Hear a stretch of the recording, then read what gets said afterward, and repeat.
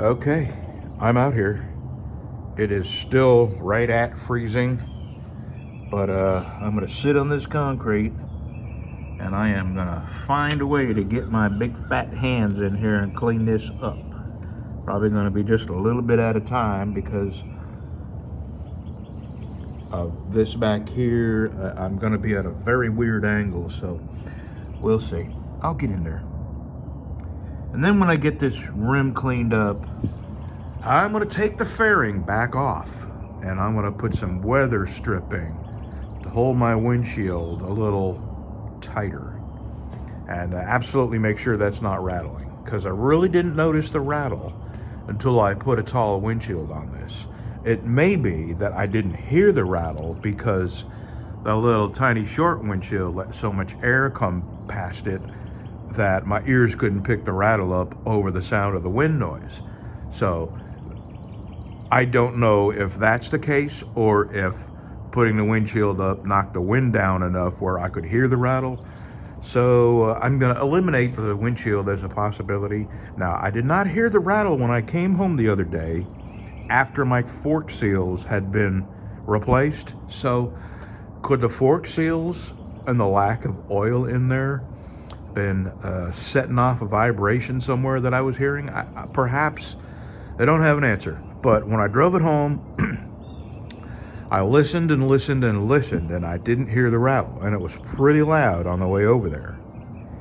So maybe it's done with. But I'm going to do that windshield just in case, because I do not like the flexibility it has right now. And I think at some point in the past, there may have been a type of thin rubber seal for the windshield to rest up against to avoid the rattle and the extreme flex. All right, I'm gonna get to polishing. We'll see what I can do. Man, that was a good 2 hours, perhaps. I didn't even look at the clock, but it looks brand new.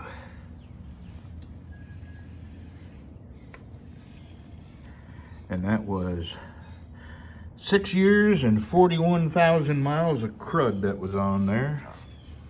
And now it looks brand new. So I'm gonna say one more thing about tipping. I just had a little, a friend of mine left a comment explaining his view on tipping. And he said that a lot of it is COVID related, and people are just trying to bounce back from COVID. And I say there's not a single person in this country that wasn't affected by COVID in one way or another. So cab drivers suffered no more than Coke delivery drivers did.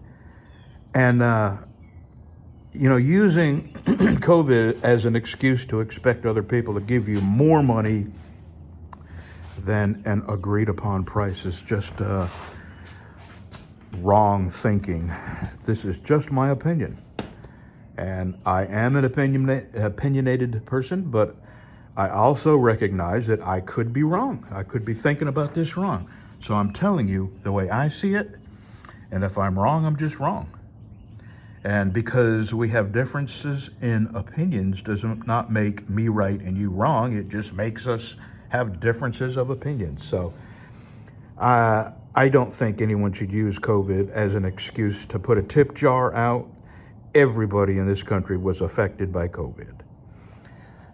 And waitresses are a completely different story, and let me tell you why. Maybe some people don't know this, but restaurants forever have gotten away with not paying waitresses minimum wage. They get paid some ridiculous pittance that I honestly can't believe they get away with it. You know, what is minimum wage is what, $7.50, $8? I believe a waitress's minimum wage is, $2.50 or $3.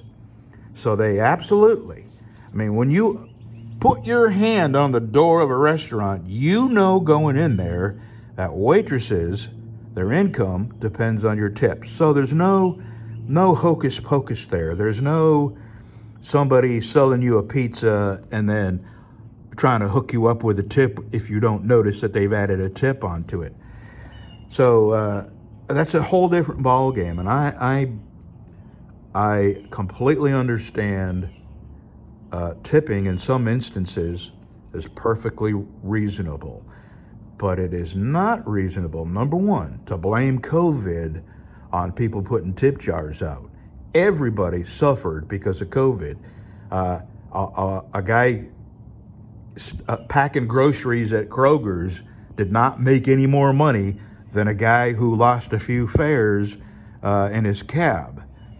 So the guy in the cab shouldn't depend on the guy suffering from the same income loss to supplement his income. You see what I'm saying? COVID's not a good excuse, and I don't buy it. Setting tip jars out, to me, is undignified. How's that? It's undignified. And it puts pressure on people to do something they're uncomfortable with. When I go, I'm going to use pizza again as an example, because I just did this the other day at Pizza Hut. When I go in for a $20 pizza, I know going in I'm paying $20 for a pizza. And when I get the bill, I don't want to look on there and see them trying to hustle me for a tip for a guy that made my pizza. He's getting at least minimum wage, maybe more, since even McDonald's is paying, $12, $15 an hour now. So there's not many people working for minimum wage nowadays. I am not, and I will not be responsible for supplementing other people's income just because they want more. If you want more, work more. Don't expect me to give you more for the same thing everybody else is doing. That's my thinking. And I would never expect a tip for truck driving. When I was young, I crawled up underneath houses and I treated termites. And setting out a tip jar was something that I would have never even dreamed of, because I have self-respect and a pride that would not ever allow me to do that. And I'm a self-reliant person. My wife asks me all the time, why don't you ask for help? Because I don't ask for help. If I can't do it by myself, I find a way to do it by myself, or I don't do it. And that's the same with income. If I don't have enough money, I make more money. That's all I'm going to say. I'm not going to, I probably unintentionally have hurt people's feelings. And if tipping is part of your income, fine. I'm just telling you the way I see tipping.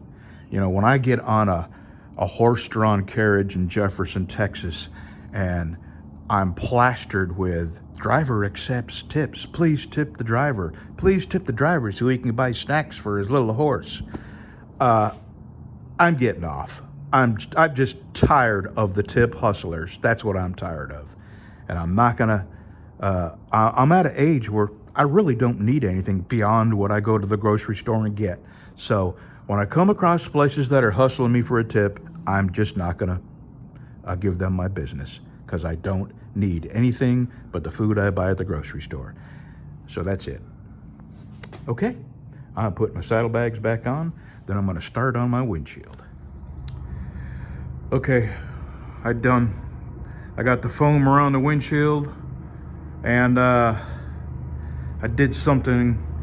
What I did was take my electric polishing buffer with a little 3-inch pads, and I put polishing compound. I'm sure y'all are just tired of me talking about my motorcycle, but this is the nicest motorcycle I've ever had, and I will never be able to buy another one. So when I got it home, I realized that really the lady who had it did not take very good care of it aesthetically. Mechanically, she did all her maintenance mechanically, but it was filthy. And what the dealer did was just hit it with a pressure washer or knock some of the crud off. And it's taken me, basically 3 days to get this thing stripped down to the bare paint, polished, with a high-speed buffer, and this looks brand new. And that's what I did today, just minutes ago. Behind this windshield is, let me see if you can see any of that foam. Yeah, you can a little bit. See that gray? That's the foam that I put back there. And I think that'll make a difference. So, I'm done polishing. And you know, you can, now that the wheel is clean, you can see, you can't see all the wheel, but it looks as good as the rest of the bike now. And now I can sleep at night. Okay, that's all for the motorcycle. Don't know what I'm gonna do the rest of the day. It's still too cold to heat my, I have a knife that I'm working on, but it's so cold. Let me sit down here while I talk.